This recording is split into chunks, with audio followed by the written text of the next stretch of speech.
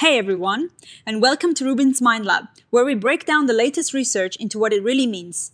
Ever wonder how scientists combine information from lots of different studies to get a bigger picture? Well, today we're diving into how a powerful tool called structural equation modeling can help us understand complex research summaries. This paper is all about a super helpful way to look at many studies at once, called meta-analysis. Imagine you've got a bunch of studies on the same topic, maybe how to improve sleep.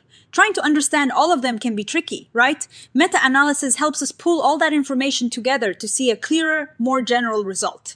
But some of these meta-analysis methods can get really complicated, with lots of math and confusing formulas. What is really cool about this paper is that it shows us how to think about these meta-analysis methods using something called structural equation modeling, or SEM. Think of SEM as a way to draw diagrams that show how different ideas are connected. How we use boxes for things we can measure and circles for things we can't quite measure, like a feeling or a concept. SEM uses these kinds of diagrams. The paper explains that SEM uses these diagrams, which are built from mathematical pieces called matrices.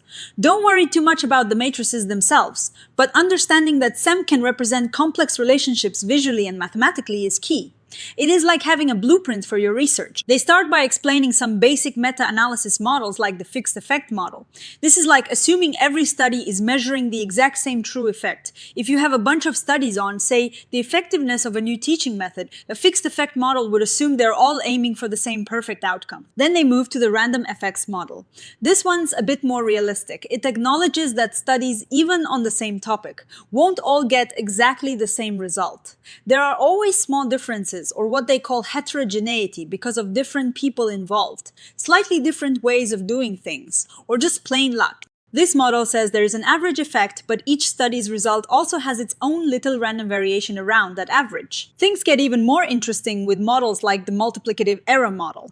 This is a different way to think about how the differences between studies, that heterogeneity, can affect the overall result. Instead of just adding random differences, this model looks at scaling them. It is like saying the variation isn't just a fixed amount added on, but maybe it gets bigger or smaller depending on the study. And if that wasn't enough, they explore hybrid models that mix these ideas, combining both additive and multiplicative ways of thinking about the errors. This shows us how flexible SEM can be. It can build these really complex pictures of how studies relate to each other. Beyond just combining effect sizes, this paper shows how to include other information like characteristics of the studies themselves. For example, if you're looking at studies on exercise and weight loss, you might want to see if the type of exercise or the duration of the study affects the results. This is called meta-regression. They explain how to do this using SM and show two ways to think about it. One way, the fixed X approach treats the study characteristics as fixed. The other approach is the random X meta-regression. Here, the study characteristics are treated more flexibly, like variables with their own means and variances. This is really useful because it means you can handle missing information in those study characteristics better using a method called full information maximum likelihood estimation. It is like saying, I have some data, but even if some parts are missing, I can still make a really good guess. One of the most fascinating parts is when they discuss regressing something on the true effect size. Usually, we see effects predict something, but what if we want to see if the strength of an effect we found in a study predicts something else? Like how many times that study gets cited later on. This is a clever way to explore how impactful the findings of early studies are. This figure shows this idea beautifully. We're not just looking at the messy observed effect size, but the supposed true effect size, which is like a hidden concept. Then we see how that hidden true effect size relates to something else, like future citations. This gets us closer to understanding the real-world influence of research. They then touch on location scale models and nonlinear models. These are advanced ways to look at how things change. For example, a location scale model can explore not just how the average outcome changes with a factor, but also how the variability or spread of the outcomes changes. Think about it like this. Maybe as you increase exercise, the average weight loss goes up, but also the differences in how much people lose weight might also change.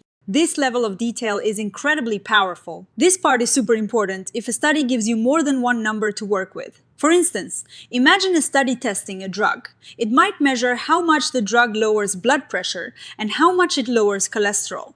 These two effects are probably related, and this section explains how to analyze them together correctly, accounting for that relationship. They show a really cool example where one true effect size is used to predict another true effect size.